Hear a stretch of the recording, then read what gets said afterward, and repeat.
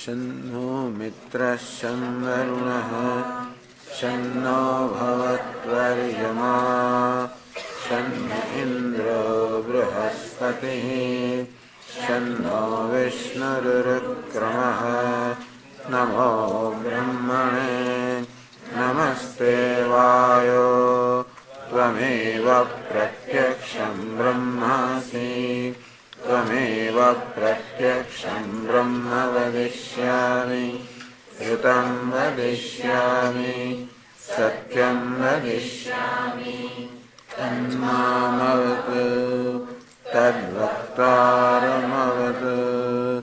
अवतु माम् अवतु वक्तारम् ॐ शान्ति शान्ति शान्तिः ॐ सहना भवतु सहनौ भुनक्तु करवावहै तेजस्विनावधीतमस्तु मा विद्विषावहै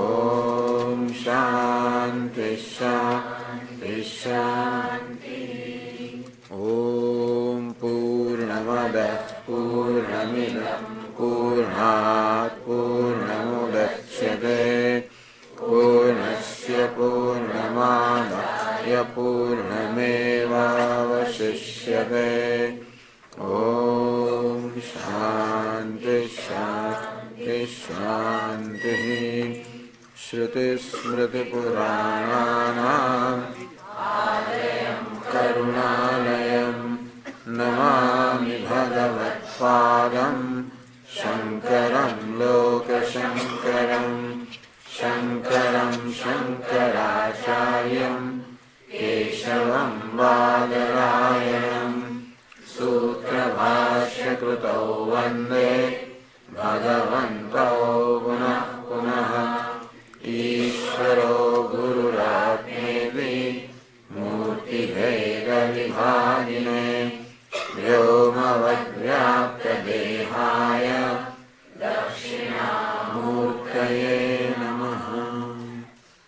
श्रीहरिं परमानन्दम् उपदेष्टारमीश्वरम्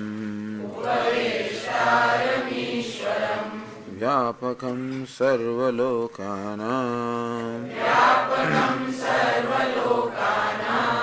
कारणं तं नमाम्यहम्।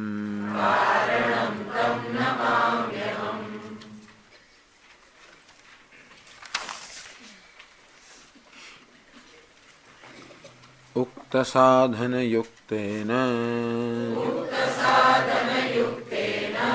विचारः पुरुषेण हि कर्तव्यो ज्ञानसिद्ध्यर्थम् आत्मनः शुभमिच्छता नोत्पद्यते विना ज्ञानम् विचारेणान्यसाधनैः यथा पदार्थभानं हि प्रकाशेन विना क्वचित्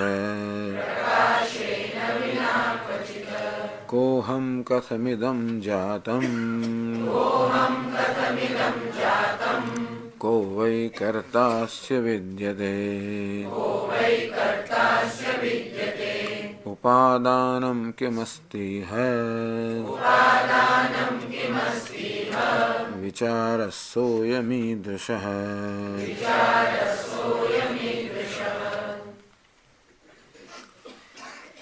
उक्त साधन युक्तेन पुरुषेण विचारः कर्तव्यः।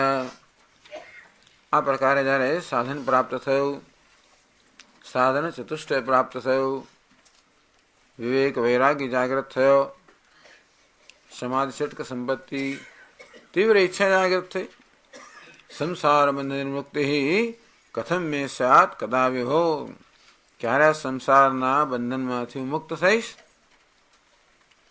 એ પ્રકારની તીવ્ર ઈચ્છા જાગૃત થઈ અને સાથે સાથે એ વિવેક પણ જાગૃત થયો કે સંસાર બંધમાંથી તો જ નિવૃત્ત થઈ શકાય જ્યારે જ્ઞાન પ્રાપ્ત થાય. અહંકારાદિ દેહાંતાન બંધાન અજ્ઞાન કલ્પિતાન. અહંકારથી માંડીને દેહ સુધીના બધા જે બંધનો છે એ અજ્ઞાનની કલ્પના છે. તેથી આત્મતત્વાવબોધેન મોક્તુમ ઈચ્છા. તેથી આત્મતત્વના અજ્ઞાનથી મુક્ત થવાની ઈચ્છા. તો અજ્ઞાન કેમ પ્રાપ્ત કરવું? એટલે સાધન ચતુષ્ટય જેમ આપણું અંતઃકરણ શુદ્ધ થતું જાય તેમ તેમ જ્ઞાન માટેનું મૂલ્ય જન્મતું જ જાય. આપોઆપ શ્રદ્ધા ભક્તિ આ બધા સદગુણોનો પણ આવિર્ભાવ થાય. ઈશ્વર માટેનો ભક્તિભાવ, શાસ્ત્ર માટેનો પ્રેમ, મહાત્મા માટેનો પ્રેમ, જ્ઞાન માટેનો પ્રેમ બધું આપોઆપ જ થતું જાય જેમ આપણું અંતઃકરણ શુદ્ધ બનતું જાય. તો એટલી માત્રામાં શુદ્ધ બને કે જ્યારે એ જ્ઞાન માત્ર સૌથી મહત્વનું બની જાય. 100% શુદ્ધ ન પણ થયું હોય છતાં એટલું શુદ્ધ થયું જ્ઞાન માટેનું આપણને તીવ્ર મૂલ્ય જન્મ્યું છે. અને ભલે બધા રાગ દ્વેષ ન જતા રહ્યા છતાં પણ રાગ દ્વેષનું નિયંત્રણ કરવાની ક્ષમતા આપણામાં આવી છે. એટલે કે આપણે રાગ દ્વેષને વશ ના થઈ જઈએ અથવા તો આપણે એની અસરમાંથી ઝડપ મુક્ત થઈ જઈએ. આ પ્રકારની સ્વતંત્રતા પ્રાપ્ત કરી હોય. ઇમોશનલ મેચ્યોરિટી, લાગણીના સ્તરની સ્વતંત્રતા. ટૂંકમાં લાગણીના સ્તરે હું બીજા કોઈ પર આધારિત નથી. કોઈક મને જરા ખભો થાબડે, પંપાળે, ધ્યાન રાખે, સારું લગાડે એ પણ જરૂરિયાત છે. પણ જેમ જેમ આપણી લાગણીઓ પરિપક્વ થતી જાય તેમ તેમ એ જરૂરિયાત પણ અંદરથી પૂરી થતી જાય. તો જે બધી જરૂરિયાતો છે એ બધી અંદરથી પૂરી થવા માંડે. એ રીતે મનુષ્ય આત્મનિર્ભર, સેલ્ફ સફિશિયન્ટ બને, આત્મનિર્ભર બને. અને તો પછી સંન્યાસ એટલે ઉપરતીનો એક અર્થ કરવામાં આવ્યો. અનયા સર્વકર્મ સંન્યાસો લક્ષ્યતે. એ વાતને આપણે ચર્ચા નથી કે ઉપરતીની ચર્ચામાં. પરંતુ શમા દમા ઉપરમા કે ઉપરતી એની સમજ આપતા સામાન્ય રીતે વેદાંતના આચાર્યો કહે છે કે ઉપરથી એટલે ઉપરત થઈ જવું, બધી પ્રવૃત્તિમાંથી ઉપરામ પામી જવું, નિવૃત્ત થઈ જવું. એટલે ઉપરતીનો અર્થ કે આપણો મન તો જાણે કે બહારની ભોગની ઈચ્છાઓમાંથી નિવૃત્ત થઈને અંતર્મુખ બની ગયો.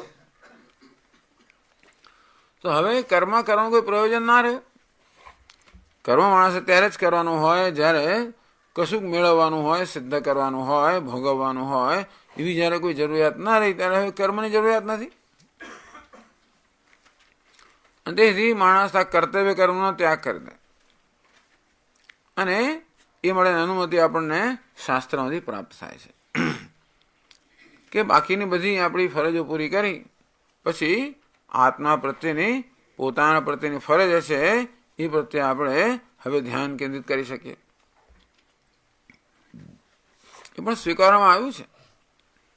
સ્વામીજી આ ધર્મની સીમા કઈ, ફરજની સીમા કઈ,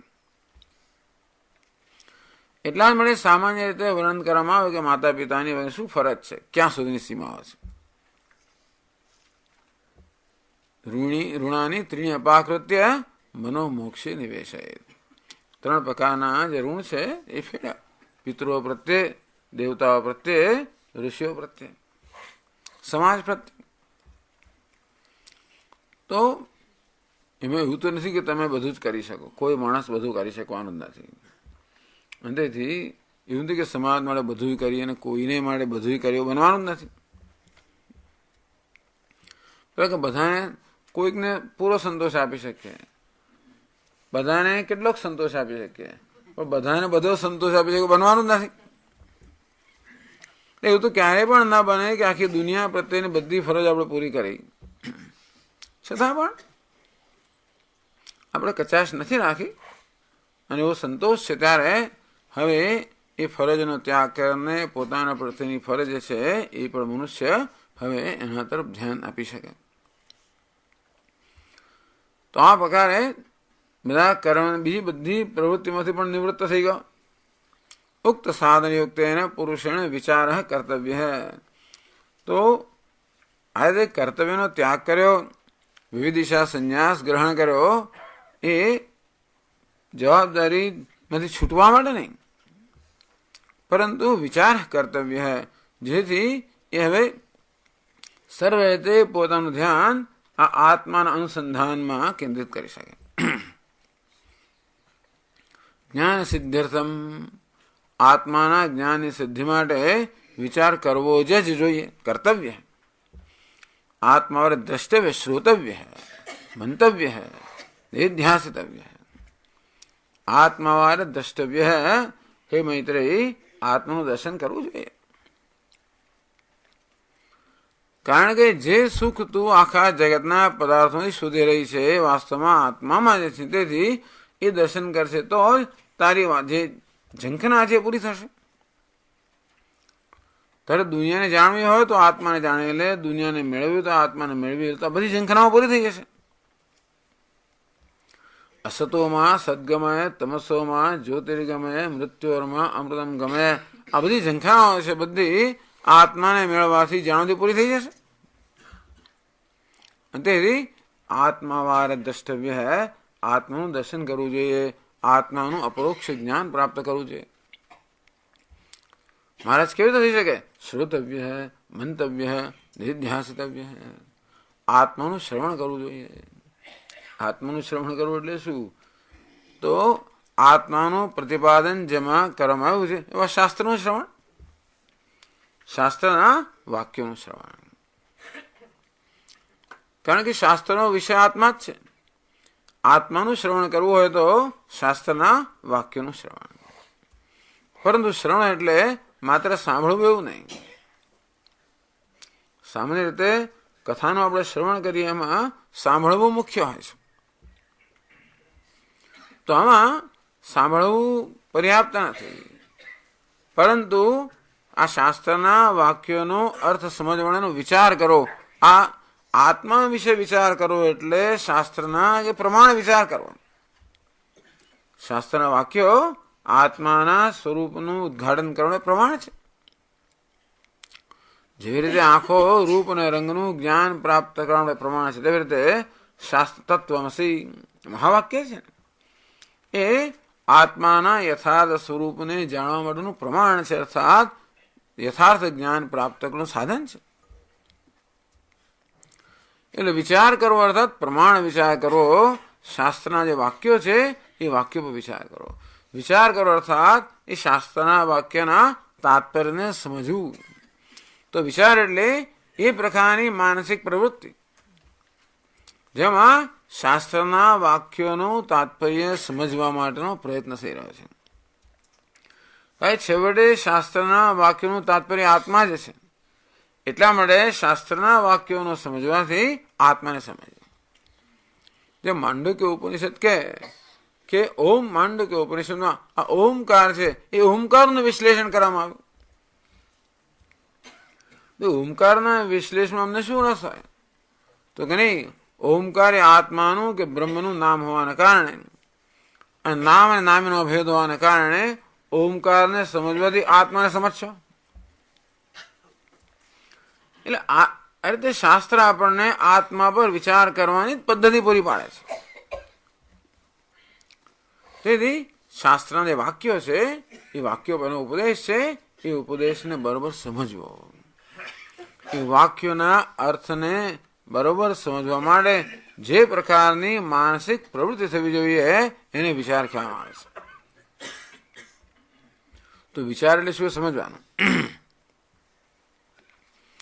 તો જ્યારે આ રીતે શાસ્ત્રનું શ્રવણ થઈ રહ્યું ત્યારે પણ શ્રોતા પણ એમાં બહુ સક્રિય રીતે ભાગ લેતા હોય છે. આપણે નિષ્ક્રિય નથી, સક્રિય છે. એટલે શ્રોતાની જે બુદ્ધિ છે એ પણ કામ કરી રહી છે. અને આ વાક્યોનું જેમ પ્રતિપાદન થાય શાસ્ત્રોની સાથે સાથે એની બુદ્ધિમાં પણ એના અર્થનું ઉદ્ઘાટન થઈ રહ્યું છે. એ પ્રકારે એની બુદ્ધિમાં પ્રવૃત્તિ થઈ રહી છે, જેથી આ વાક્યનું શું અર્થ થાય, શું તાત્પર્ય છે, આ પ્રક્રિયાને શ્રવણ કહેવામાં આવે છે. શ્રવણ એટલે માત્ર સાંભળવું એવું નહીં, પરંતુ સાંભળતી વખતે જોડે જોડે સમજવું, કારણ કે સમજ મહત્વની છે. આપણા જીવનમાં ગેરસમજ છે. એ ગેરસમજ એ બધું દુઃખ ઉત્પન્ન કરતી હોવાને કારણે સાચી સમજ એનું ઉકેલ છે. ને સાચી સમજ તો આપણે બુદ્ધિમાં સમજીએ ત્યારે પ્રાપ્ત થાય. શું સમજીએ? આત્માને સમજીએ, પોતાને સમજીએ. કેવી રીતે સમજીએ? શાસ્ત્રના વાક્યોને સમજવાથી. કારણ કે શાસ્ત્રના વાક્યો આપણા પોતાના સ્વરૂપનું પ્રતિપાદન કરે. સ્વામીજી મહારાજ કે શાસ્ત્રના વાક્યો, શાસ્ત્ર છે એ તો અરીસા સમાન છે. આમે પણ આપણે આપણા ચહેરાને જોવો હોય તો અરીસામાં જ જોવું પડે, બીજો કોઈ ઉપાય નથી ને. આપણો ચહેરો જોવાનો ઉપાય શું? અરીસામાં જોવું પડે. અને તે રીતે આપણા સ્વરૂપને જોવા માટે અરીસો જોઈએ. કયું? શાસ્ત્ર રૂપે અરીસો. એટલા માટે બસ એ શાસ્ત્રના વાક્યો અરીસા સમાન છે, આપણું પોતાનું દર્શન કરાવનાર છે. અને માટે એ વાક્યોના અર્થને સમજવો, એના તાત્પર્યને સમજવો. આ પ્રકારના ચિંતનની પ્રક્રિયાને વિચાર કહેવામાં આવે છે.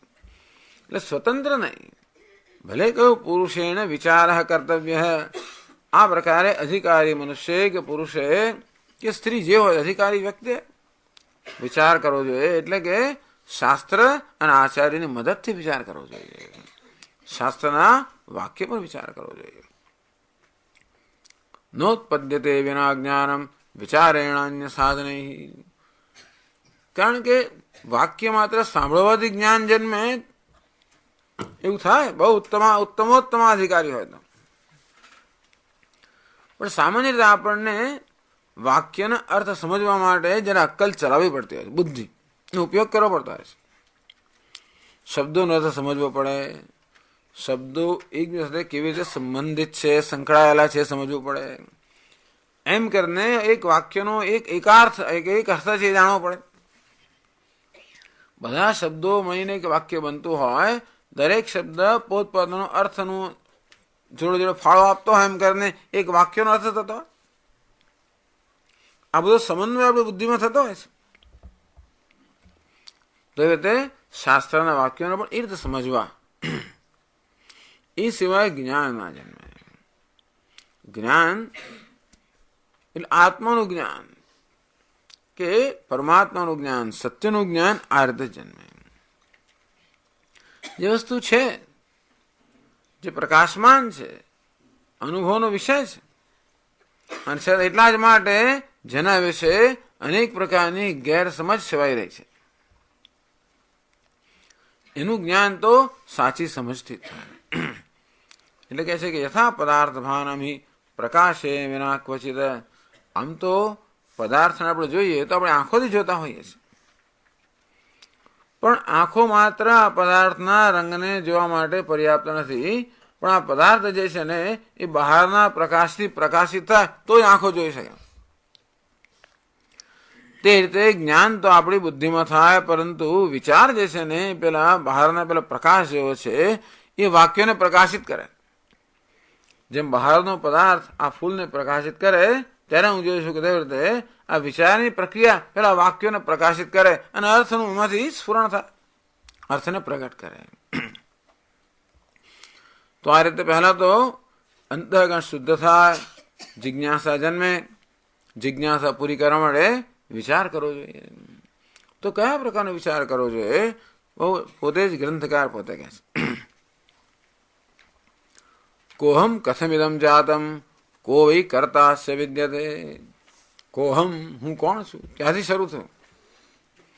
આ વેદાંતિન લોકોનો વિચાર છે. વૈજ્ઞાનિક એવું ક્યારે ના પૂછે કે હું કોણ છું, આ શું છે એમ પૂછે. તો આ શું છે, પેલું શું છે? અને એ યોગ્ય છે, કારણ કે એ પ્રકારે એમનું ક્ષેત્ર એ પ્રકારનું છે. તો વેદાંતિન આ શું છે અને પહેલા કે હું કોણ છું એ પેલા નક્કી કરો. ભગવાન ઈશ્વર છે કે નહીં? પૂછનાર કોણ છે? કોઈ રમણ મહર્ષિને પ્રશ્ન કરે એટલે આવો જ બીજું સામે પ્રશ્ન કરે. ભગવાન છે કે એની ખાતરી કેમ કરવી? પહેલા ભાઈ આ પ્રશ્ન પૂછનાર કોણ છે પહેલા નક્કી કરો, પછી પ્રશ્ન પૂછો. દુનિયાના બધા લોકો બધા પ્રશ્નો પૂછે, પણ પ્રશ્ન પૂછનાર કોણ છે એની ચિંતા કર્યા વગર એ તો જાણે કે હું જાણું જ છે માની લઈને, પણ એ નથી, માની લેવું બરોબર નથી. વૈજ્ઞાનિક પણ આખી દુનિયામાં બધી વસ્તુ સમજવાનો પ્રયત્ન કરે છે અને ક્યારે સાચું છે, સારું છે આપણા માટે, પણ આ બધું સમજનારનો ઈચ્છે છે કોણ છે? એ તો હું જાણું જ છું ને. ટૂંકમાં હું કોણ છું એ વિશે તો મને કોઈ જાતની ચિંતન કરવાની જરૂર જણાતી નથી, પ્રશ્ન પૂછવાની જરૂર જણાતી નથી. ટૂંકમાં મારા એ નિર્ણયને ચકાસવાની જરૂર જણાતી નથી, અને તેથી એ તો સ્વીકારી લીધેલું છે. વેદાંતિને કશું સ્વીકારે જ નહીં. દરેક વસ્તુ સમજ સ્વીકારને એટલે કે એને પહેલા જરા ચકાસી જોઈએ કે આ બધું બરોબર છે કે નહીં. જરા ચકાસી જોઈએ કે હું કોણ છું. કોહમ, જે હું કરતા, સુખી, દુઃખી, પિતા, માતા, પુત્ર, આ પ્રકારે જે હું છું એ ખરેખર કોણ છું? ટૂંકમાં હું જે માનું છું તે જ હું છું એવું હોઈ શકે? હું હોઉં કરતા, ભોગતા, સુખી દુઃખી હોઈ શકું એવી માન્યતા છે? તો આ પ્રકારે મારા વિશે જે હું માની લઉં છું એ ખરેખર બરોબર છે? મારા વિશે આ પ્રકારની માન્યતાઓ કે ખ્યાલો ધરાવવા માટે મારી પાસે યોગ્ય કારણો છે કે નહીં? કે હવે કોઈ યોગ્ય કારણ વગર માત્ર મેં માની જ લીધેલું છે, આ મારી માન્યતા છે કે યથાર્થ જ્ઞાન છે? કોઈ વસ્તુ મળે આ તો પૂછવું જ જોઈએ, એવું માનો છો કે એવું છે? ભાઈ આ સાપ છે સામે, એ માન્યતા છે કે યથાર્થ જ્ઞાન છે? હું જીવાત્મા છું, માન્યતા છે કે યથાર્થ જ્ઞાન છે? તો શું કરવું પડે? ટોર્ચ લાઇટ લાવવી પડે.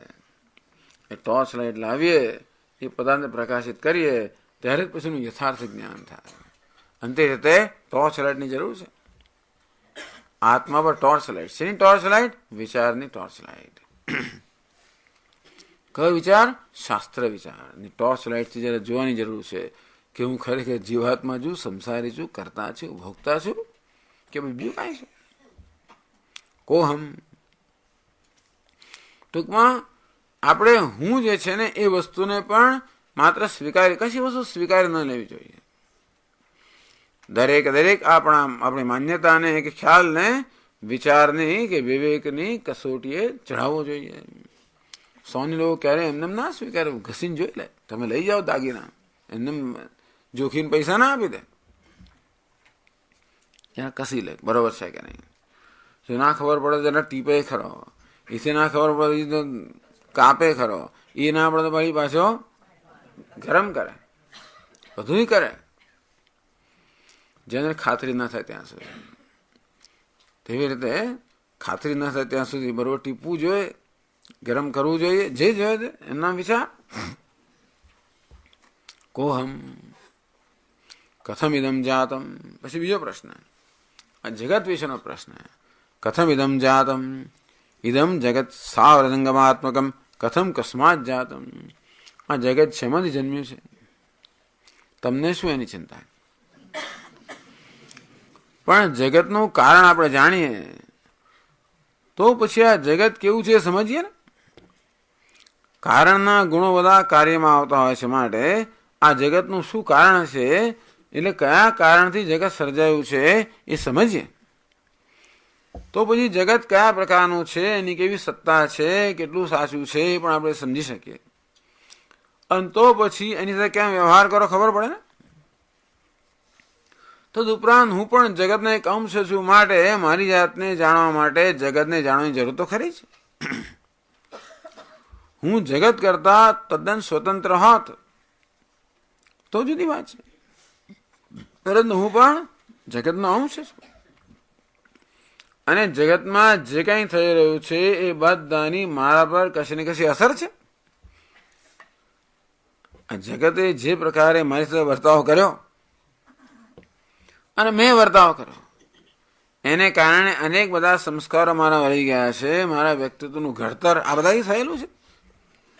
તેથી આ જગતને જાણવાની જરૂર છે, કારણ કે મારી જાતને જાણવા માટે જગતને જાણવું અનિવાર્ય છે.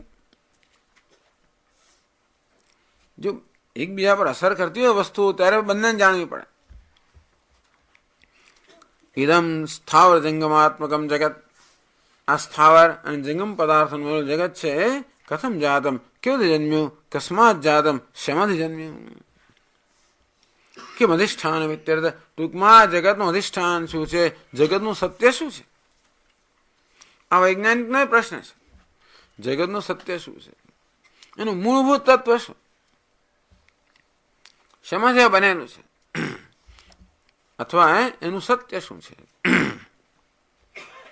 કોહમ કથમિદમ જાતમ કો વૈ કર્તાસ્ય વિદ્યતે તથા અસ્ય આ પ્રત્યક્ષાદિ પ્રમાણ સિદ્ધસ્ય જગત. આ જગત આપણા અનુભવનો વિષય છે, પ્રત્યક્ષ જ્ઞાનનો વિષય છે. અને જે વસ્તુ પ્રત્યક્ષ નથી એ અનુમાનનો વિષય છે. જેમ કે આપણે પ્રકાશને પ્રત્યક્ષ જોઈ શકતા હોઈએ એ અનુમાન કરીએ કે વીજળીનો પ્રવાહ છે, અનુમાન કરી શકીએ. કારણ કે પ્રકાશ કાર્ય છે, વીજળી કારણ છે, તો કાર્યની સત્તામાંથી કારણનું આપણે અનુમાન કરી શકીએ. એ પ્રત્યક્ષ નથી વીજળી. આમ ઘણી બધી વસ્તુઓ, ક્ષ કિરણો, ફલાણા જાત જાતની બધી હજારો વસ્તુઓ છે, પણ એ અનુમાનના વિષય છે. આ બધું અણુ, પરમાણુ અને બીજાણુ બધા અનુમાનના જ વિષય છે. કોઈ અણુને જોયો નથી. નરી આંખે દેખાય કે બહુ બધું સૂક્ષ્મદર્શી યંત્ર દેખાય તો બરાબર છે, બાકી મોટાભાગની વસ્તુઓ જે છે એ કંઈ વૈજ્ઞાનિકો જોતા નથી. એની અસર જુએ છે લોકો. એ બધું નક્કી કરે આ શું છે. એટલા માટે તો એમના વિચારો બદલાયા કરે છે ને, કારણ કે અનુમાન છે. પણ ટૂંકમાં પ્રત્યક્ષાદિ પ્રમાણ સિદ્ધસ્ય જગત, આ પ્રત્યક્ષ અનુમાન વગેરે પ્રમાણોથી આપણે જેને જાણીએ આ જગત, કો વૈ કર્તાસ્ય વિદ્યતે, એને એનું કર્તા કોણ છે, એને સર્જન કરનાર કોણ છે. આ પ્રશ્ન બહુ વિલક્ષણ પ્રશ્ન છે, ઉત્તરો વિલક્ષણ છે. આ ગ્રંથ બહુ વિલક્ષણ છે. વિચાર મળવાના પ્રશ્નો, આ જગતનું સર્જન કોણે કર્યું, એનો ઉત્તર વિલક્ષણ છે. તો કર્તા ઉત્પાદક કો વિદ્યતે, કોણ એનું ઉત્પાદક છે, સર્જન કરનાર કોણ છે. વૈ ઇતિ વિકલ્પમ દ્યોતયતિ, તો કારણ કે જગત કોણે સર્જ્યું એ વિશે ઘણા બધા વિચારો કે ઘણા બધા અભિપ્રાય પ્રવર્તમાન છે. કિમ જીવાદુષ્ટમ કર્તૃ, મીમાંસક લોકો એમ કે, જૈન શાસન એમ કે આ જગત તો કર્મનું સર્જન છે. બધા જીવો જીવાત્માઓ કર્મ કરે એના પરિણામે જગત સર્જાયું છે, એ સમજાયું છે. આપણે આપણું આસપાસનું જગત સર્જતા હોઈએ છીએ આપણા કર્મથી, એવું તો ખરું ને. શક્ય છે કે પૂર્વના જન્મમાં જાત જાતની ઈચ્છાઓ અમે કરી હોય, ઈચ્છાના પરિણામે અત્યારે આપણને મળ્યું હોય. અમે નાના ત્યારે ઈચ્છાઓ કરતા હતા ને, મારે આમ કરવું છે, પેલું કરવું છે, કોલેજ જવું છે, ડૉક્ટર થવું છે, એમ કરતા કરતા એ પછી બન્યા આપણે. અને તો એમ કહી શકાય કે આ જે જગત છે ખરેખર મેં સર્જેલું છે. મેં ઈચ્છાઓ કરી, મેં ઘર બાંધ્યું, મોટર ગાડી આવી, આ બધું સર્જન કરનારું ના સ્વામી, તમે ક્યાં બનાવી છે ગાડી, તો ભાઈ ફેક્ટરીમાં બની. ફેક્ટરીમાં ગાડી બની, પણ ફેક્ટરી વાળો કે એના ઘર માટે ગાડી નથી બનાવતો. કોને માટે બનાવે છે? ગ્રાહકો માટે. એને ગાડીઓ બનાવવાની, મોટર ગાડીનું ઉત્પાદન કરવાની પ્રેરણા ક્યાંથી જન્મી? મેં એને કહ્યું કે બનાવો, એવું ખરું કે નહીં? આ પેલો કુંભાર ઘડાનું સર્જન કરતો હોય તો કે ઘરમાં એ ઘડાને રાખવા માટે સર્જન નથી કરતો, પણ આપણે કહીએ ત્યારે સર્જન કરે. તો હું કહેવા નથી કહ્યું, છતાંય પણ મારામાં તમારે 1 લીટરનો ઘડો જોઈએ, 2 લીટરનો ઘડો જોઈએ, અડધા લીટરનો ઘડો જોઈએ.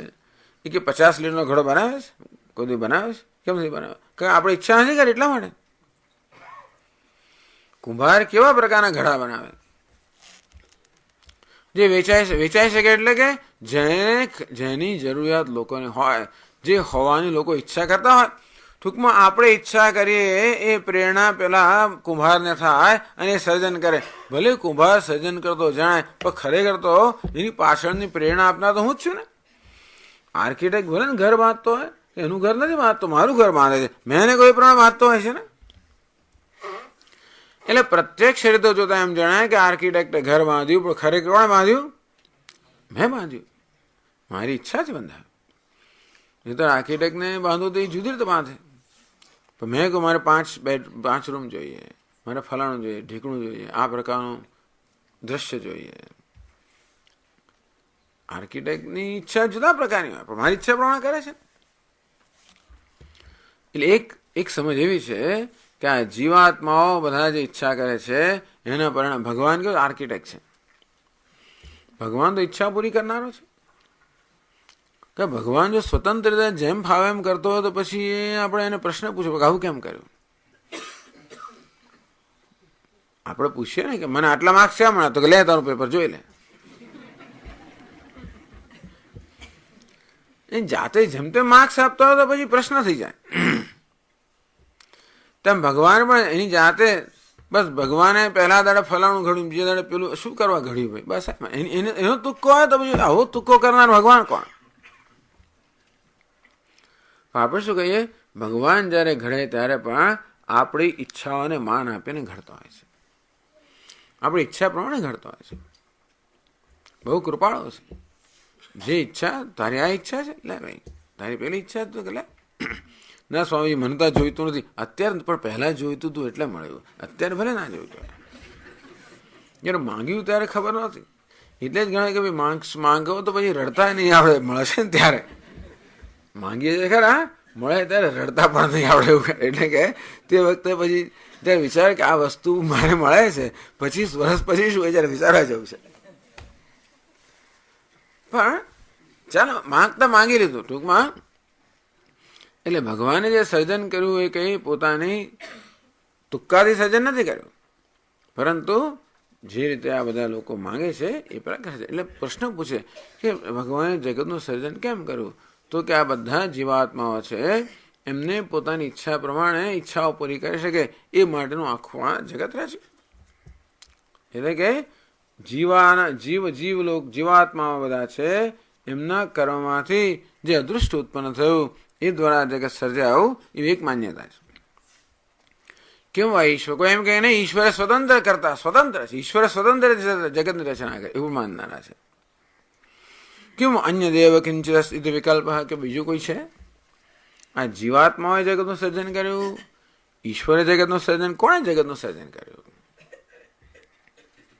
આ પ્રશ્ન મહત્વના બની રહે છે. આપણે એમ કે ભલે જેણે કર્યું એને કર્યું, એવું નથી. કારણ કે આપણા મનમાં ઘણા પ્રશ્નો જન્મતા હોય છે ને, એનો આ પ્રશ્નો ખરેખર એક આપણા પ્રશ્નો બની જતા હોય છે. ઘણી વાર આપણે કહીએ કે આવું કેમ કર્યું ભગવાન, આમ કે ઘણા પ્રશ્નો આપણે પૂછતા હોઈએ છીએ ને. જ્યારે જીવન દુઃખ આવે ત્યારે જાતના પ્રશ્નો આપણે પૂછતા હોઈએ છીએ, બાકી કશું ના પૂછે. બરોબર ચાલતું હોય ત્યાં સુધી કંઈ કોઈ કશું કોઈને પૂછે ના. જ્યારે બરોબર ચાલે ત્યારે ભગવાન આમ કેમ કર્યું, મને કેમ નપાસ કર? પાસ થયો ત્યારે પૂછ્યું હતું તો નહોતું પૂછ્યું, તે વખતે ના પૂછ્યું. ત્યારે કોઈ પૂછે નહીં કે મને પ્રમોશન ભગવાને કેમ આપ્યું, એ પ્રશ્ન છે, મને પ્રશ્ન છે. તે વખતે નહીં પૂછે પ્રમોશન કેમ ના મળ્યું, એ પૂછીએ આપણે. આવું પૂછીએ એટલે એ દ્વારા આપણે પૂછીએ કોણે આ જગતની રચના કરી, કોણે કર્યું, એવું પૂછી રહ્યા છીએ આપણે. આપણો પ્રશ્ન આવો ટેકનિકલ ના હોય છતાં એની પાછળ આવું જ રહેલું છે ને. જ્યારે બધી વસ્તુ મળે પ્રશ્ન કરતા હોઈએ ત્યારે એની પાછળ કોણ જગતનું સર્જના છે, કોણે કર્યું છે? જો કે પછી એની સાથે હિસાબ મારે પતાવવો પડે ને, કોણે કર્યું છે. એટલે જીવાત્માએ આપણે જ બધું કર્યું છે, ઈશ્વરે સર્જન કર્યું છે કે આ સર્જન કરનાર બીજું કોઈ છે? ઉપાદાનમ કિમસ્તિ કિંચ ઇહ જગતિ ઉપાદાનમ કિમસ્તિ. આ જગતનું ઉપાદાન કયું છે? ઘટસ્ય મૃદવત, જેમ કે આ ઘડાનું ઉપાદાન છે માટી. યદ ઉપાદીયતે તદ ઉપાદાનમ, આ ઘડાનું સર્જન કરવા માટે આપણને જેની જરૂર પડે, કુંભારે ઘડાનું સર્જન કર્યું, તરત માટીનો એક પિંડ લે હાથમાં, રોટલી બનાવી હોય તરત લુવો લઈએ હાથમાં, તો લુવાને શું કહેવાય? ઉપાદાન. વસ્તુનું સર્જન કરવા માટે જેને આપણે લઈએ એનું ઉપાદાન. તેવી રીતે આ કઈ વસ્તુમાંથી આ જગત બને? ઉપાદાન કારણ કયું? કોણ કરતા એટલે નિમિત્ત કારણ કયું? સર્જન કરનાર કોણ છે? પણ સર્જન કરનારને સર્જન કરવા માટે કે મસાલો તો જોઈએ જ ને. તો ઘડાને સર્જન કરનાર કહેવાય કે કુંભાર છે, પરંતુ ઉપાદાન કારણ માટી છે.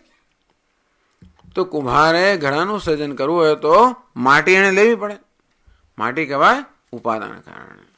તેવી રીતે આ જગતનું કરતા એટલે નિમિત્ત કારણ કોણ છે અને એનું ઉપાદાન કારણ કયું? વિચાર સોયમીદૃશ. તો કહ્યું કે વિચાર કર્તવ્ય વિચાર કર્તવ્ય જ્ઞાન સિદ્ધ્યર્થમ.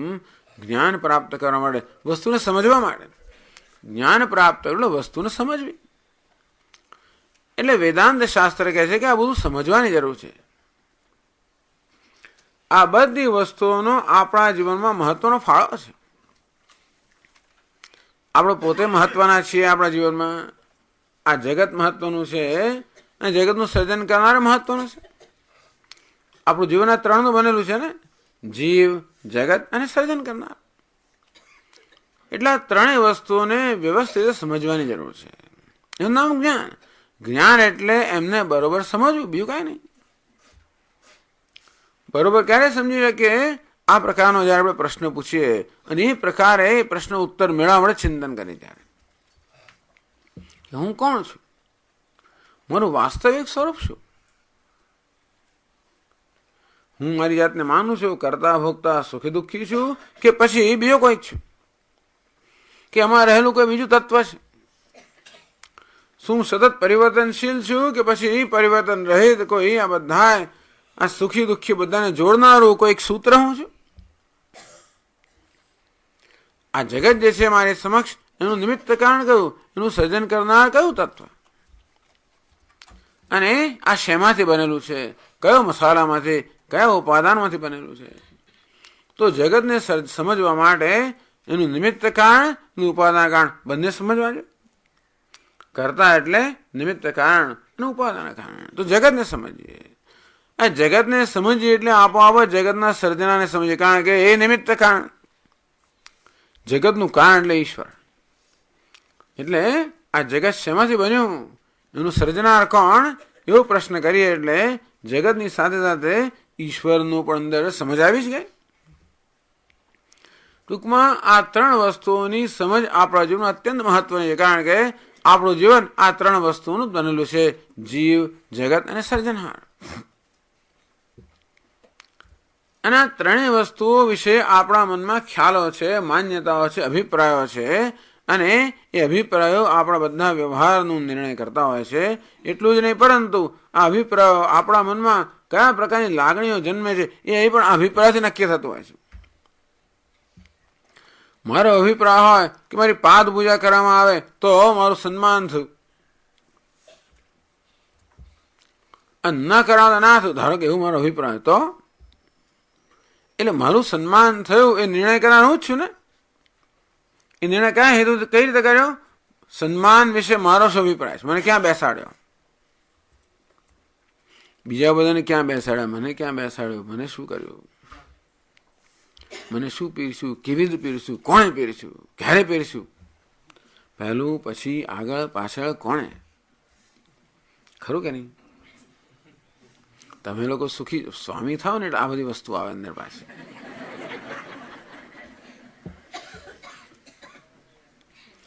તો મારા સુખ દુઃખનો આધાર શેના પર છે? મારું સન્માન થયું કે નહીં. અને સન્માન થયોનો આધાર કયો છે? સન્માનની મારી શું વ્યાખ્યા છે એના પર. ટૂંકમાં બધું આપણું કલ્પિત જગત જ છે ને. આપણે આપણા કલ્પના જગતમાં જ રાચતા હોઈએ છીએ. એમાં સુખી દુઃખી થાય, એમાં જ પરણે ને એમાં જ બધું થાય. ટૂંકમાં આ બધું કલ્પના જગતમાં જ છે ને. હા, આપણે એમ કે દુનિયા કરી રહી છે, દુનિયા નથી કરતી.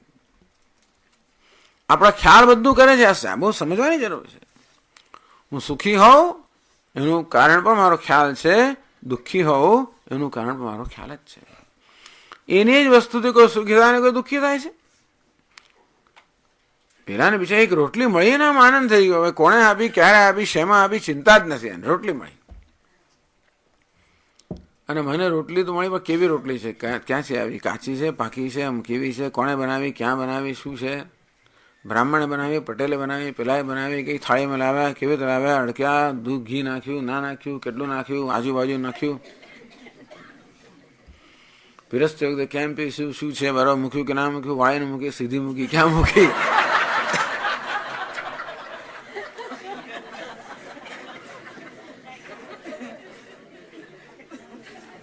એ રોટલી પર 100 વિશેષણ ઉમેરાય. પેલા રોટલી મળી ગઈ, બસ. અને રોટલીમાં શું થઈ ગયું? રોટલી મહત્વની નથી, આ બાકીની વસ્તુ મહત્વની છે. હવે સુખ જન્માવનાર કોણ છે? એક જણે માત્ર રોટલી મળી એમાં આનંદ થઈ ગયો, ત્યારે બીજાને એ જ રોટલી મળે ને દુઃખ પણ થઈ શકે. રોટલી સુખ જન્માવે છે કે દુઃખ જન્માવે છે?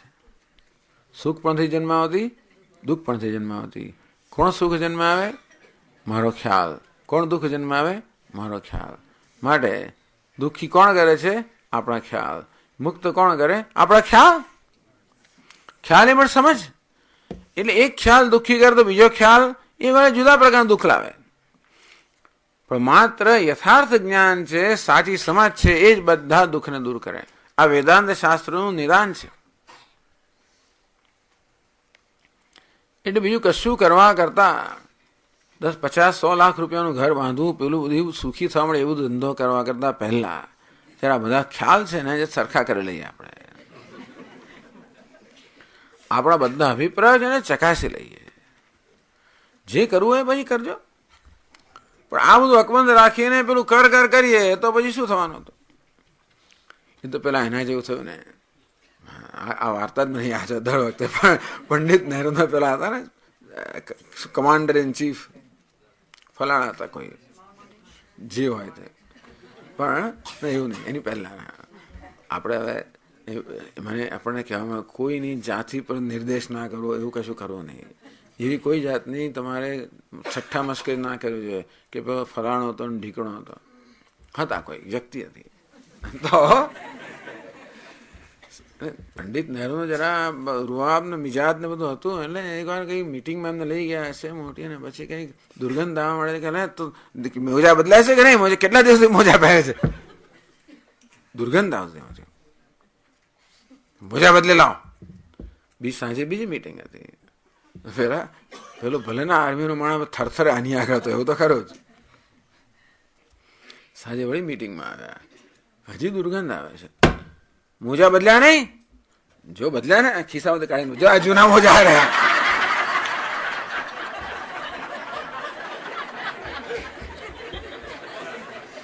એટલે મૂળભૂત વસ્તુ હોય તો દુર્ગંધ આવવાની જ છે ને. બાકી બધું કરી આનું આ રાખી મૂકીએ પાછું.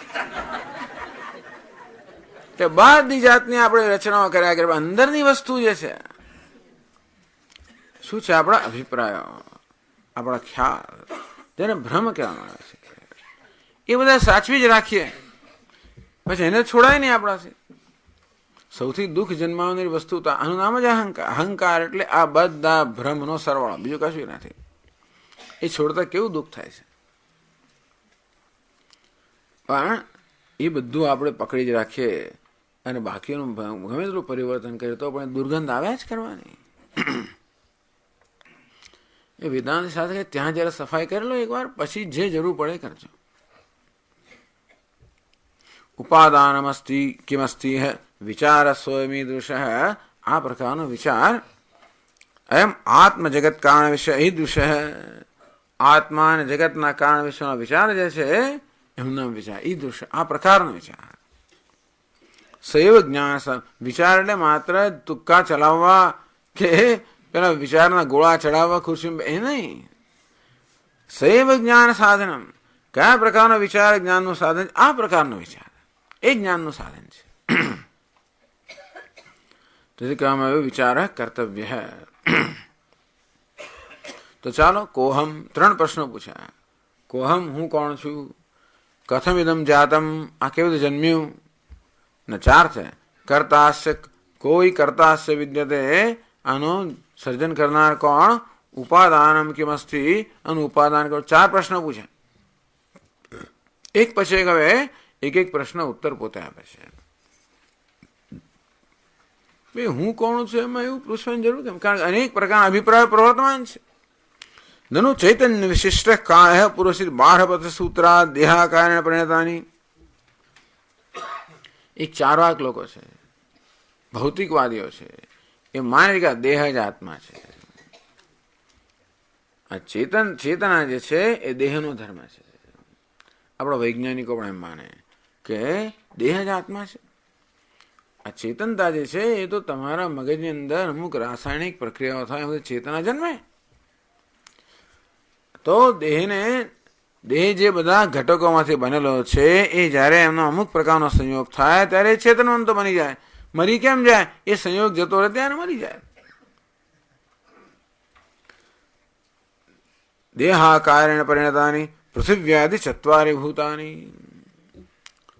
તો આ 4 વાક લોકો, જેને ભૌતિકવાદી કહેવાય, મટીરિયાલિસ્ટ.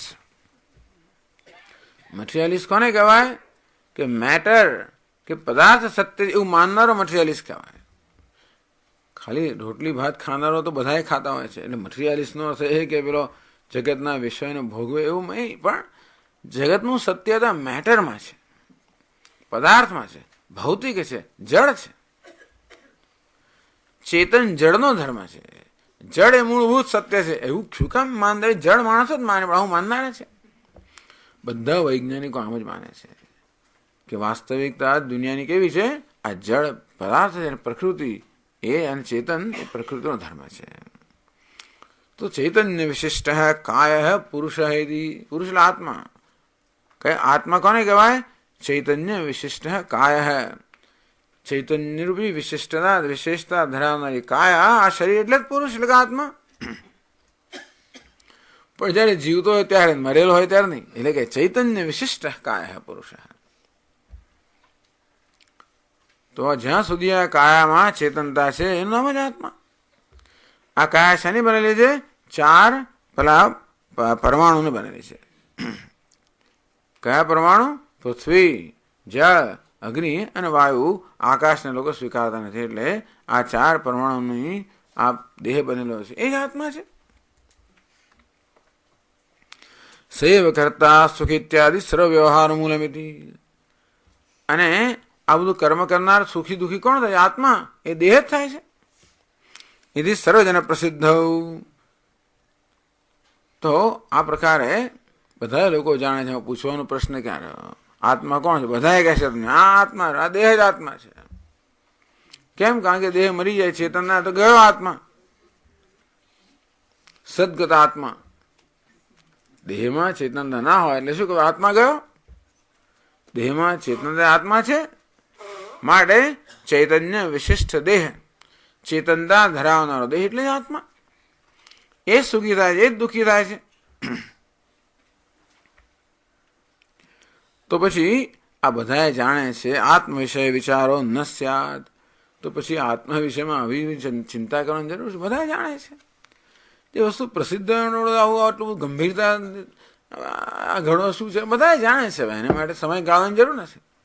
જે વસ્તુ જાણીતું હોય એના માટે પછી બહુ લાંબુ ચોડો કરવાની જરૂર નથી ને. આ વૃક્ષ કયો છે? ભાઈ વટ વૃક્ષ છે, પીપળાનું વૃક્ષ છે, પતી ગયો. તમે તો જાણે બેસા ને મોટી સભા ભરીને ચાલો જાણીતી વસ્તુ છે.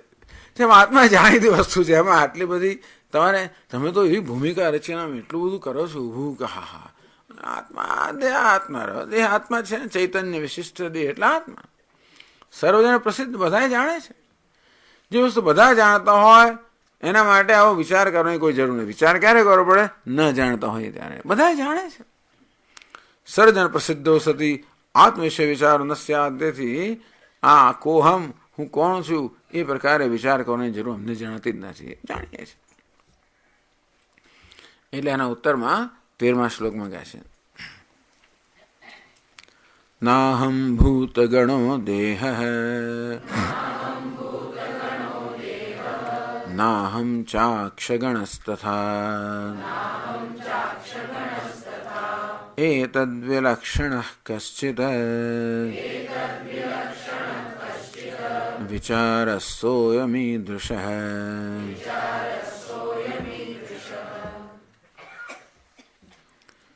નાહમ ભૂતગણો દેહ અહમ. અહમ શબ્દ પ્રત્યે આલંબન પ્રત્યેગાત્મા. અહમ એટલે કે હું. આત્મા એટલે શું? હું. પણ કેવો હું? જે હું એ પ્રગટ થાય છે એ, જેને માટે આપણે હું શબ્દનો પ્રયોગ કરીએ છીએ, એ હું છે એમ કહેવા માટે, કહેવાને બદલે જેને માટે હું શબ્દનો પ્રયોગ થઈ રહ્યો છે એ આત્મા. જેને માટે તું શબ્દનો પ્રયોગ થાય એ અનાત્મા, અથવા આ એ શબ્દનો પ્રયોગ એ અનાત્મા. જેના માટે હું શબ્દનો પ્રયોગ થાય એ આત્મા. શબ્દ અને પ્રત્યય. જો ઘડો એક શબ્દ છે, ઘડો શબ્દનું ઉચ્ચારણ કરે એટલે મનમાં ઘડાનો ખ્યાલ જન્મે ને, એને કહેવાય પ્રત્યય. શબ્દ અને પ્રત્યય, શબ્દ અને ખ્યાલ. આમ દરેક શબ્દ કોઈનો કોઈ પ્રકારનો ખ્યાલ રજૂ કરતો હોય છે, અથવા દરેક ખ્યાલ માટે કોઈનો કોઈ શબ્દ હોય છે. જેમ પુસ્તક શબ્દ છે, એને અનુરૂપ એક ખ્યાલ છે, તો એને કહેવાય પ્રત્યય સંસ્કૃતમાં અથવા વેદાંતમાં. પ્રત્યય પેલો પ્રત્યય નહીં, ય પ્રત્યય ફલાણો પ્રત્યય. પ્રત્યય એટલે પ્રતીતિ. તો ઘડો એ શબ્દનો ઉચ્ચાર થવાથી મનમાં કશી પ્રતીતિ થાય છે ને, એ પ્રતીતિને પ્રત્યય કહેવાય. આમ દરેક શબ્દ એને અનુરૂપ પ્રતીતિ મનમાં ઉત્પન્ન કરે. શબ્દ અને પ્રત્યય. તે હું કે અહમ એ શબ્દનો પ્રયોગ કરવાથી કોની પ્રતીતિ થાય છે? જેની પ્રતિ એનો આત્મા. હું શબ્દનો પ્રયોગ કરવાથી જેની પ્રતીતિ થાય છે એનો આત્મા. અહમ શબ્દ પ્રત્યાલંબન પ્રત્યેગાત્મા ભૂત ગણો યો દેહ સન ભવામી. તો હવે કહે છે કે આ ભૂત ગણ, તો કે આ પંચ કે 4 મહાભૂતમાંથી બનેલા દેહ છે, તો હું નથી. હું એટલે હું શબ્દનું ઉચ્ચારણ કરવાથી આ દેહ છે, એ દેહ હું શબ્દમાં હું કહેવા માટે લાયક નથી. આ દેહ જે પંચ મહાભૂતનો બનેલો છે, ભલે એ 4 મહાભૂત કે, પણ આપણે કઈ પંચ મહાભૂતનો બનેલો છે. આકાશ, વાયુ, અગ્નિ, જળ અને પૃથ્વી. એટલા જ માટે દેહનું મૃત્યુ થાય ધીમે ધીમે બધા વિદાય લેવા માંડે. પેલા અગ્નિ દેવતા વિદાય લે, અડકીએ, ઠંડુ થઈ ગયું. વાયુ દેવતા વિદાય લે, અહીં જોઈ જરા કે છે કે નહીં. અગ્નિ દેવતા વિદાય લે, વાયુ દેવતા વિદાય લે, જળ દેવતા વિદાય લે, પછી આકાશ દેવતા, પછી પૃથ્વી દેવતા વિદાય લે, ભસ્મ, પછી આકાશે વિદાય લે લીધી. આમ પંચમહાભૂતો પોતાનો મળી જાય કે પંચમહાભૂત જે આવી રીતે આ ભૌતિક તત્વનો બનેલો છે આ દેહ, હું કોઈ જડ નથી. આ તો એટલે કે છે તત્સે ઘટાદેવ દૃશ્યત્વાદ ઇત્યર્થ હે. હું જડ નથી, ચેતન છું. પહેલા પ્રશ્ન એ થયો, હું જડ છું કે ચેતન છું? આવો પ્રશ્ન એકવાર પૂછ્યો તો આપણે સભામાં. એક જગ્યાએ પ્રવચન કર્યા પછી પ્રશ્નોત્તરી થઈ, ત્યારે કે પણ સ્વામીજી, આ જગતનું તત્વ તો મેટર છે. મેટર વૈજ્ઞાનિક એને પૂછે ને કે મેટર પ્રકૃતિ એ આ જગતનું તત્વ છે. તું મેટર છું, તું કોણ છું? તું કોન્શિયસ છું કે મેટર? તો કે હું તો કોન્શિયસ. બસ ત્યાર પછી બધા હું કોણ છું? કોન્શિયસ છું, ચેતન છું, એ તો બધા જાણે છે. તો આ દેહ તો જડ છે. આ જે પંચમહાભૂત જડ છે એમાંથી ઉત્પન્ન થયેલો છે. બીજું એ પણ ખરું કે હું દ્રષ્ટા છું. એ તો ખરું જ ને. હું જ્ઞાતા છું, દ્રષ્ટા છું. આ દેહ દૃશ્ય છે, જેમાં ઘણો દૃશ્ય, દેહ પણ દૃશ્ય છે. ઇદમ શરીરમ કાઉંતે ક્ષેત્રમિતિ અભિધીયતે. હે અર્જુન, આ દેહ તો ક્ષેત્ર છે, અર્થાત જ્ઞાનનો વિષય છે, દૃશ્ય છે. તું તો દ્રષ્ટા છે. દ્રષ્ટા હંમેશા દૃશ્ય કરતા ભિન્ન હોય. આ ઘડાનો દ્રષ્ટા જે છે એ ઘડા કરતા ભિન્ન હોય. એ તદ્યો વેતિ તમ પ્રાહુ ક્ષેત્રજ્ઞ તદ્વિદ. એટલે ભગવાન કહે છે કે હે અર્જુન, આ શરીર તો ક્ષેત્ર છે. એ તદ્યો વેતિ, આ શરીરનો જે જ્ઞાતા છે એ ક્ષેત્રજ્ઞ કહેવાય, એ આત્મા છે. અને કે વિવેક, આત્મા અનાત્મ વિવેક એ પહેલા કરી લેવાની જરૂર છે. પછી જયારે આત્માનું વાસ્તવિક સ્વરૂપ જાણીશું ત્યારે ખબર પડશે કે ભાઈ કોઈ એવું નથી અનાત્મા જે આત્માથી જુદો હોય.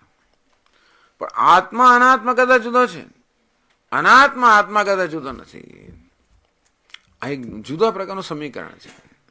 આત્મા અનાત્મા કરતા જુદો છે, પરંતુ અનાત્મા આત્મા કરતા જુદો નથી. મત્સાય સર્વભૂતાની ન ચાહમ તેષો સ્થિત. આ બધા જગત મારામાં છે, હું એનામાં નથી. એ કઈ રીતે? તો આ રીતે, જેવી રીતે કોઈ અભિનેતા જાત જાતના વેશ બધા ભજવતો હોય, ક્યારેક રાજા બને, ક્યારેક ભિખારી બને, ક્યારેક પ્રધાન બને, ત્યારે અભિનેતા એમ કે આ કોઈ મારા કરતા જુદું નથી. પ્રધાન કહો, રાજા કહો, ભિખારી કહો, કોઈ અભિનેતા જુદું નથી. અભિનેતાને લઈ લેવામાં આવે તો પ્રધાન, રાજા, ભિખારી કોઈ રહે નહીં. પણ અભિનેતા કે આ બધાથી હું જુદો છું, હું હોઉં તો જ એ છે, એ હોય કે ના હોય તો પણ હું તો છું. અર્થાત એ બધા હું સ્વતંત્ર સત્તા ધરાવનાર છું. આ રાજા વગેરે પરતંત્ર સત્તા ધરાવનાર છે. જે સ્વતંત્ર સત્તા ધરાવે એને સત્ય કહેવાય, જે પરતંત્ર સત્તા ધરાવે એને મિથ્યા કહેવાય.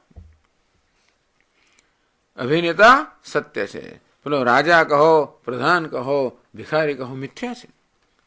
મિથ્યા સત્ય પર આધારિત છે. સત્ય કેવું છે? સ્વયં સિદ્ધ છે, સ્વતંત્ર છે. એટલે આ રીતે પહેલા બેને ભેદ કરવાની જરૂર છે. પહેલા પેલા અભિનેતાને જાણવા માટે આ ભિખારી, પ્રધાન, રાજા આ બધા એમ નથી, એને કદાચ જુદો છે, પણ આ એમના કદાચ જુદા નથી. એટલે કહે છે કે નાહમ ભૂત ગણો દેહ. આ પંચમહાભૂતનું ગણ એટલે કે પંચમહાભૂતનો સમૂહ જે આ દેહ છે તે હું નથી, કારણ કે એ દૃશ્ય છે, જળ છે, હું દ્રષ્ટા છું, ચેતન છું. અનેક બધું વિવેક ચોડે માછો એટલે ઘણું બધું લાંબુ વર્ણન આવે. આ દેહ તો કેવા પવિત્ર છે, મળમૂત્ર વગેરે, અને હું તો નિત્ય પવિત્ર છું. આમ ઘૃણા પણ ઉત્પન્ન કરી દે. પણ દેહ માટે ઘૃણા ન જન્મે તો વાંધો નથી. આપણા માત્ર હું દ્રષ્ટા છું, દેહ દૃશ્ય છે, મારું નિવાસ સ્થાન છે, મંદિર છે, વાંધો નથી. પણ હું નથી. ઘર આપણે 2-5 કરોડનું બનાવ્યું એટલું હું ના થઈ ગયું. ગમે એટલું સુંદર હતું, ઘર એટલે ઘર છે, સરસ છે, તે બહુ મૂલ્યવાન છે. આ ઘર આપણું, આપણો દેહ છે ને બહુ મૂલ્યવાન, છતાંય પણ હું નથી. હું તો એમાં નિવાસ કરનાર છું. નાહમ ભૂત ગણ, હું ચેતન છું, જેમાં ઘડો જળ છે, દેહ પણ જળ છે. આ ઘડો પણ પંચમહાભૂતનું સર્જન છે, તો દેહ પણ પંચમહાભૂતનું સર્જન છે. અને તેથી તાત્વિક દ્રષ્ટિએ ઘડામાં અને દેહમાં તાત્વિક દ્રષ્ટિએ કોઈ તફાવત નથી. લાગણી દ્રષ્ટિએ મોટો તફાવત છે કે આ દેહ જુદી વાત છે અને ઘડો જુદી વાત છે, લાગણી દ્રષ્ટિએ. પણ તાત્વિક દ્રષ્ટિએ આ પણ પંચમહાભૂતનું સર્જન છે, આ પણ પંચમહાભૂતનું સર્જન. અને તેથી આપણે ઘડા પ્રત્યે જે પ્રકારની દ્રષ્ટિ ધરાવીએ છીએ એ પ્રકારની દ્રષ્ટિ જો દેહ પ્રત્યે ધરાવી શકીએ, રાગ દ્વેષ કઈ નથી. ઘડા પ્રત્યેની દ્રષ્ટિમાં રાગ પણ નથી, દ્વેષ પણ. ઘડો ઘડો છે ને હું છું. આવો કેમ છે ઘડો? ભાઈ જેવો છે તેવો ખરો. એનો તિરસ્કાર કરવાની જરૂર નથી કે પછી એને બીજું કઈ કરવાની જરૂર નથી.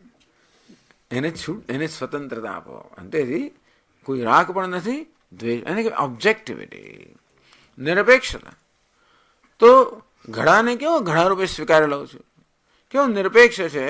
અને ઘડાને જોઈને હું પણાનો ખ્યાલ ક્યારે જન્મતો જ નથી. ખરું ને? આ ઘડાને જોઉં ત્યારે હું પણાનો ખ્યાલ ક્યારે એના જન્મે.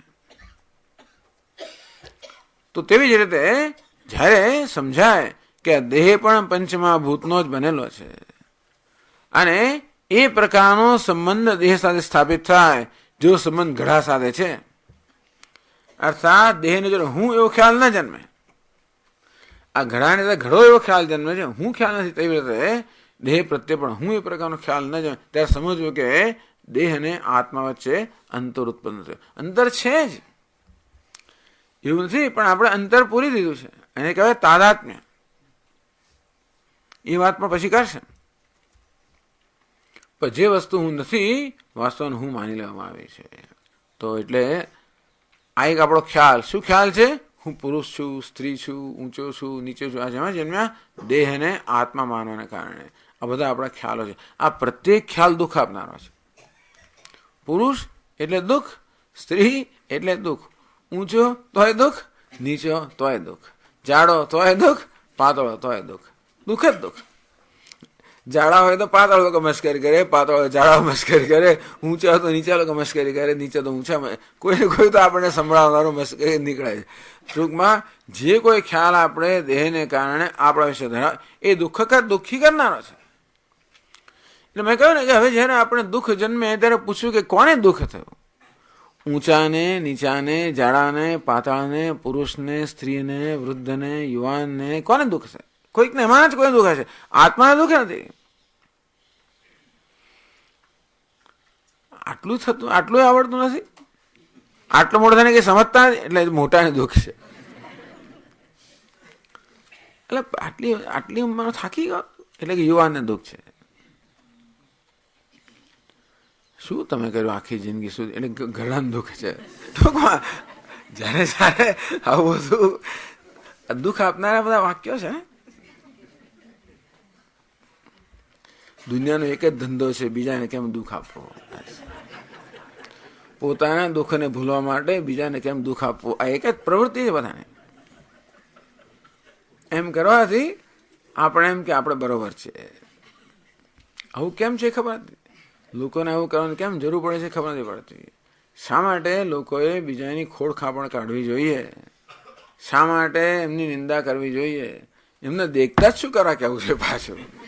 એમાંથી કયા પ્રકારનો એક આનંદ, પણ આનંદ છે, રસ, જુદા પ્રકારનો રસ છે. જેમ ઘણા લોકો એકદમ ખાટું ને તુરું ને તીખું, આપણે એક રસ છે, એનો એક આનંદ છે, જે હોય. પરંતુ એ આપણું પ્રારબ્ધ છે. એમનો આનંદ છે, આપણું પ્રારબ્ધ છે. પણ ટૂંકમાં દુઃખી આપણે થઈએ છીએ. ક્યારે થઈએ છીએ? હું ઊંચો છું માટે દુઃખી છું, નીચું. ટૂંકમાં દેહની અંદર અહમભાવ ધરાવવાને કારણે જે અનેક પ્રકારના ખ્યાલ, એ પ્રત્યેક ખ્યાલ દુઃખ આપનારો છે. એ જાણીએ તો જ છૂટવાની ઈચ્છા થાય, બાકી ના થાય ઈચ્છા. કોઈ છોડવાની ઈચ્છા ક્યારે થાય? એ વસ્તુ મને દુઃખ આપી રહ્યું જાણીએ ત્યારે. જે નથી જાણતો કંઈ થતું જ નથી. એ વિચાર આ પ્રકાર વિચાર કરવાની જરૂર છે કે દુઃખનું કારણ શું છે. અવિચાર સિદ્ધ સંસાર, આ સંસાર અવિચારની ઉપજ છે. તો એટલે જયારે હવે કહું દુઃખ થાય ત્યારે પૂછું કોને દુઃખ થયું, એટલું તો પૂછું. ત્યારે ના બધા પછી દુઃખનો પ્રસંગ પૂરો થાય પછી પૂછું. ચાલો તરત ના પૂછાય આપણાથી. એવી રારોળમાં પડી ગયા હોઈએ આપણે ખૂબ બધા, તો તે વખતે કદાચ પ્રશ્ન પૂછો સ્વસ્થતા ના હોય ભલે, પછી સ્વસ્થતા પ્રાપ્ત થાય ત્યારે પૂછીએ કોને આ પત્નીને થયું, પતિને થયું, પિતાને થયું, પુત્રને થયું, ફલાણાને થયું, એને થયું. ટૂંકમાં દેહના ધર્મોને આત્માના ધર્મમાં ને જ આ બધું થાય. બાકી કહેતો લોકો દેહને જ કહેતો હોય ને, આત્મા કોઈ શબ્દ તો આત્માને પહોંચતો જ નથી. ન તત્ર ચક્ષુર ગચ્છતિ, ન વાગ ગચ્છતિ, ન મનઃ. વાણી ત્યાં ના પહોંચી શકે, શબ્દો ત્યાં ના પહોંચી શકે. દ્રષ્ટિ પણ આમ જે હોય છે એ બધું અહીંયા જ પહોંચે, અંદર ના પહોંચે. જેમ જોવું હોય તેમ ભલે ને જોવે. ન તત્ર ચક્ષુર ગચ્છતિ, આ ચક્ષુની ગતિ આત્મામાં નથી. સ્વામી મહારાજ વિશે કેવું વિચારે છે, પણ મનની ગતિ પણ આત્મામાં નથી. પણ જ્યાં ચક્ષુની ગતિ છે, જ્યાં શબ્દની ગતિ છે, જ્યાં મનની ગતિ છે, ત્યાં હું બેઠેલો હોઉં તો પછી લાતો ખાવી પડે. અખંડાનંદ મહારાજ કહે ને કે હું મુસાફરી કરું ટ્રેનની અંદર, અને એમાં હું ટ્રેનના ડબ્બામાં ચડ્યો, થર્ડ ક્લાસના ડબ્બા જૂના જવાની અંદર, અને એક બધા ડબ્બાને પેલી ઘણા લોકો એવા પેલો સુઈ ગયો હતો. એક માણસ, આટલી ભીડ હતી તો આખી પેલી બર્થ રોકીને સુઈ જ ગયો, કોઈ બેસવા કરવા દે જ નહીં. એવો આમ ભાટો કટ્ટો હતો. બિચારા લોકો પણ આમ દઈને ઉભા રહ્યા હતા. અમને જરા હિંમત કરી, ખૂણામાં ખાલી કોરાને જ બેસવાની હિંમત કરી. અને પેલો ગુસ્સે થયો અને જે પછી આમ મારે લાતમાં જાત જાતનું કર્યું, અને બહુ હેરાન કર્યો. બહુ દુઃખી થઈ ગયા, બહુ દુઃખી થઈ ગયો. કોઈ મહાત્માને મળવા જતા હશે, દુઃખ કહ્યું કે આવું બધું મને થયું. તો ભાઈ તું ક્યાં બેઠો હતો? તો કે સીટ પર હતો કે ના સીટ પર નતો બેઠો. ક્યાં બેઠો હતો? તું દેહમાં બેઠો હતો. જે બધી જાત જાતની ટ્રીટમેન્ટ મળી એ દેહને મળી. તું કે મને મળી બરાબર છે. ના રીતે જ્યાં બેઠા ત્યાં બેસી દેહમાં બેઠા હોય તો પછી બરાબર છે. પણ આ દેહના અહમભાવમાંથી મુક્ત થવાની પ્રેરણા પણ ક્યારે જન્મે? જ્યારે દેહમાં અહમભાવ કેટલું દુઃખ આપી રહ્યો છે એ જોઈએ ત્યારે. એ સિવાય આપણા દુઃખમાંથી છૂટવાની જ પ્રેરણા જન્મે, બીજા કશામાંથી નહીં. એટલે જ્યાં સુધી દુઃખનો વિચાર નથી કર્યો, જ્યાં સુધી દુઃખનું કારણ બીજાને દુનિયાને માનવામાં આવતું હોય કે દુઃખનું કારણ પોતાને, એમાં એક કારણ નથી. દુઃખનું કારણ માત્ર જે આત્મા નથી એને આત્મા માની લો એ જ દુઃખનું કારણ છે. બાકી જેને દુનિયાએ જે કરવું એ કરે. જો હું આમાંથી મુક્ત હોઉં તો દુનિયા ક્યાં સુધી સ્પર્શે? બહુ તો દેહ સુધી, ઇન્દ્રિયો સુધી, મન સુધી, બુદ્ધિ સુધી, અહંકાર છે એની પહોંચ ક્યાં સુધી? હું તો અંદર બેસી ગયો હોઉં, ધારો કે મારા આસનમાં બેઠેલો હોઉં તો એવું વેદાંત આપણે શીખવાડે છે.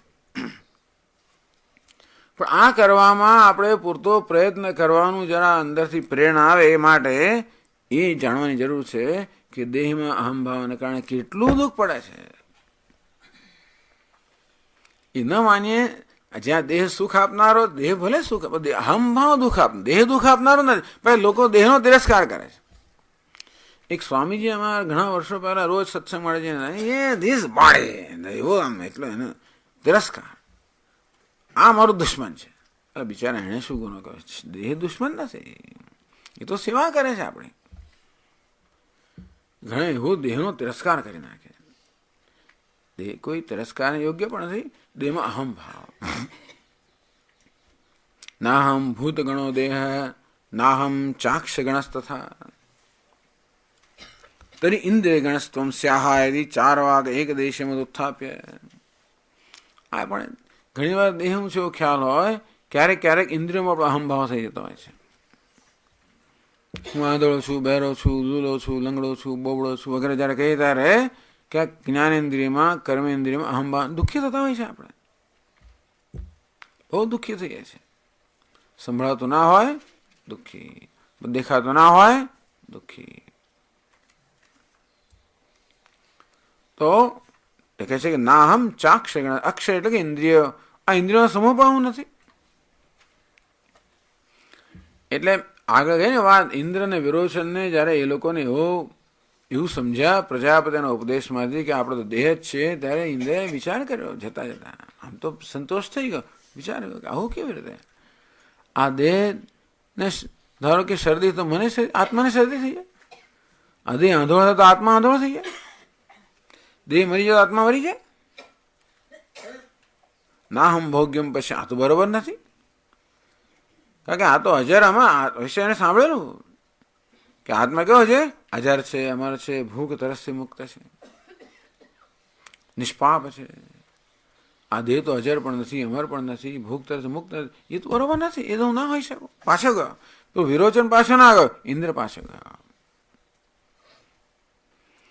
તો પછી ઇન્દ્રિયનો સમૂહ પણ હું નથી. એ તો ઘણી બધી ચર્ચાઓ અત્યારે એને બહુ, પણ એને માટે ચર્ચા કરવામાં આવે કે ઇન્દ્રિયોનો સમૂહ કોને કહેવાય? કોઈક ભેગું કરનાર હોવો જોઈએ. આ 5 જ્ઞાનેન્દ્રિયો, 5 કર્મેન્દ્રિયો, આ બધાને સરસ રીતે સંગઠિત કરવામાં આવી, સંમિલિત કરવામાં આવી, જેથી એક સરસ યુનિટ બન્યું, અર્થાત એક સરસ સંઘાત બન્યો જે એક સુંદર કાર્ય કરી રહ્યું છે. પણ નિયમ તો એ છે કે વસ્તુના બધા અવયવોને ભેગા કરીને સંઘાત જો બનાવ્યો હોય તો સંઘાત બનાવનાર એમના કરતા જુદો હોવો જોઈએ. જેમ કે આ હોલ અનેક બધી વસ્તુઓથી બન્યો હોય, કે પછી આપણે આ ઘડિયાળ અનેક બધા અવયવોને બનેલી હોય, તો અવયવને જોડનાર બીજો કોઈ હોવો જોઈએ. તેવી રીતે ઇન્દ્રિયરૂપી જે અવયવના સંઘાત છે એમને જોડનાર બીજો કોઈ હોવો જોઈએ. સંઘાત કયો છે? પરાર્થ હે, બીજા કોઈ માટે કામ કરતો હોય માટે આ સંઘાત જળ છે અને એને ચેતનતા આપનાર કોઈ બીજો છે. દેહવત ઇન્દ્રિય ગણસ્યાપી ભૂત વિકારત્વમ. તો જેવી રીતે આ દેહ પંચભૂતનો વિકાર છે તેવી રીતે ઇન્દ્રિયો પણ પંચભૂતનો વિકાર છે. આ દેહ સ્થૂળ પંચભૂતનો વિકાર છે, ઇન્દ્રિયો સૂક્ષ્મ પંચભૂતનો વિકાર છે, પણ એ પણ જડ તો છે જ.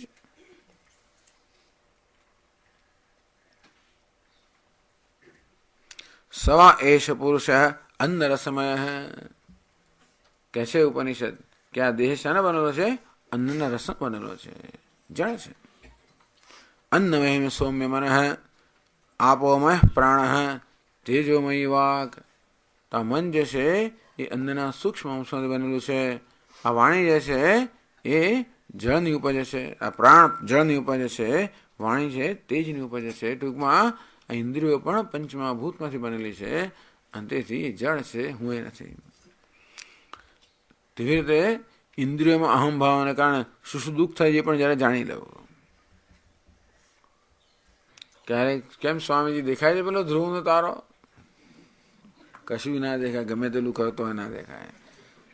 સપ્તર્ષિમાં દેખાડે, પહેલા સપ્તર્ષિ જ દેખાય નહીં. ધારો કે દેખાય પછી ફલાણો વશિષ્ઠનો તારો, અરે અરુંધતીનો તારો છે, એ તો જોયો જ નથી કોઈ દિવસ. આંખોની મર્યાદા છે. દુઃખ થાય મને કે જો મને દેખાતું નથી. સારું છે બિચારો લગન બગન કરતો હોય ને જો એને ના દેખાય, એની પત્ની દેખાઈ ગયો તો ખાસ થયું એવું કહે છે. આ લોકો લગ્ન થયા પછી પેલો અત્યારથી તારા દેખાડી દે બાપુ એને.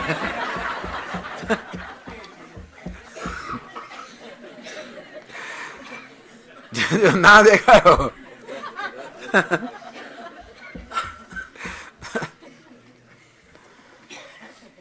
એટલે ઇન્દ્રિયોમાં અહમ ભાવ હોય તો પણ જાત જાતની મુશ્કેલીઓ થતી હોય છે. ટૂંકમાં સૂક્ષ્મ શરીર પણ હું નથી, ઇન્દ્રિયોમાં અંતઃકરણ મન પણ હું નથી, બુદ્ધિ પણ હું નથી, સૂક્ષ્મ શરીર પણ હું નથી. દેહદ્વયમ તો નાસી તરી શૂન્યમેવ તો છે, શૂન્ય છું તો કે નહીં નહીં એતદ વિલક્ષણ કશ્ચિદ. આ બંને સ્થૂળ દેહથી સૂક્ષ્મ દેહ વિલક્ષણ છું. સ્થૂળ દેહ પણ દૃશ્ય છે, સૂક્ષ્મ દેહ પણ દૃશ્ય છે. મારે બંને જળ છે, પરિચ્છિન્ન છે, મર્યાદિત છે, જન્મ મૃત્યુવાળા છે, ક્ષેત્ર છે. હું એમનો જ્ઞાતા છું, દ્રષ્ટા છું, ચેતન છું, નિર્વિકાર છું. એતદ વિલક્ષણ કશ્ચિત. વિલક્ષણ કોને કહેવાય? વિપરીત લક્ષણ ધરાવનાર. એતાભ્યામ સ્થૂળ સૂક્ષ્મ દેહાભ્યામ વિપરીત ધર્મ કહે. આ દૃશ્ય છે, હું દ્રષ્ટા છું. એ જળ છે, હું ચેતન છું. અનેક છે, એક છું. વિગ્રહેન્દ્રિય પ્રાણહિતમ નાહમેક સત તજ્જડમ હ્યસત. ઋણમર્ષિકા વિગ્રહ દેહ, ઇન્દ્રિય, પ્રાણ, બુદ્ધિ, અજ્ઞાન આ કશું હું નથી. એ સર્વ અનેક છે, જળ છે, હું એક છું, સત છું. અસ્થૂલમ અનણુ. આ દેહ તો એક સ્થૂળ છે, સૂક્ષ્મ હું સ્થૂળ પણ નથી, સૂક્ષ્મ પણ નથી વગેરે. કશ્ચિદ જાત્યાદિ રહિતત્વાત મનોવાચામ અગોચરત્વમ દર્શિતમ. મારો જન્મ નથી, મૃત્યુ નથી, જાતિ નથી, ક્રિયા નથી, ગુણ નથી, સંબંધ નથી, કોઈ વિશેષતા નથી. અને તેથી મન વાણી વગેરે સૌથી પર છું. એવું આ બધા વિલક્ષણ કોઈ હું છું. વિચાર સ્વયં ઈદૃશ એમ ઈદૃશ વિચાર. આ પ્રકારનો વિચાર કરવો જોઈએ. કોહમ હું કોણ છું એનો આ પ્રકાર વિચાર કરવો જોઈએ.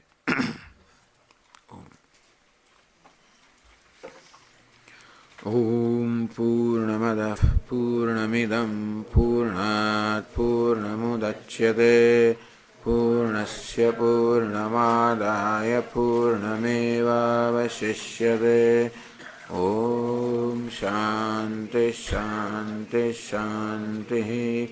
શંકરમ શંકરાચાર્યમ કેશવમ બાદરાયણમ સૂત્રભાષ્યકૃતૌ વંદે ભગવन्तૌ પુનઃ પુનઃ. ઈશ્વરો ગુરુરાત્મેતિ મૂર્તિભેદવિભાગિને વ્યોમવદ્વ્યાપ્તદેહાય દક્ષિણામૂર્તયે નમઃ. ઓમ શાંતિ શાંતિ શાંતિ. હરિ ઓમ. શ્રી ગુરુભ્યો નમઃ. હરિ ઓમ.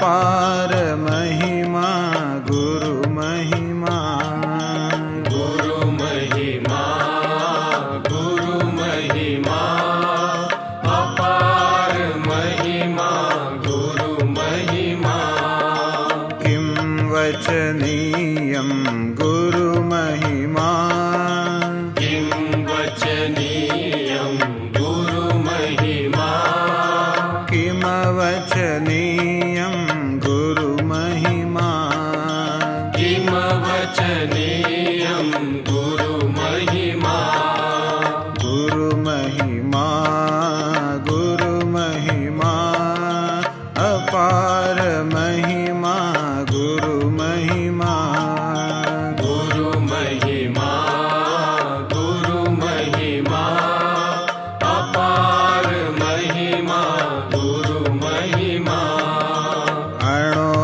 अणोरणीयान् गुरु महिमा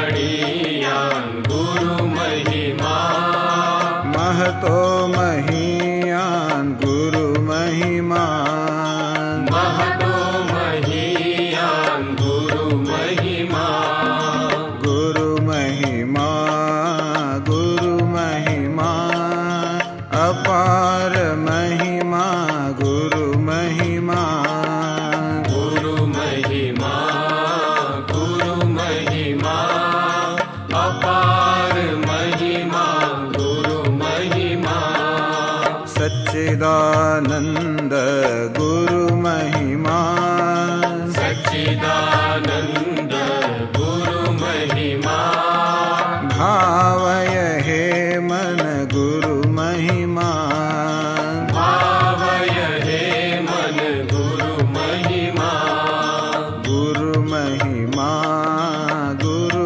महिमा अपार महिमा गुरु महिमा गुरु महिमा गुरु महिमा अपार महिमा गुरु महिमा गुरु महिमा गुरु महिमा अपार महिमा गुरु महिमा गुरु महिमा गुरु महिमा अपार महिमा गुरु महिमा अपार महिमा गुरु महिमा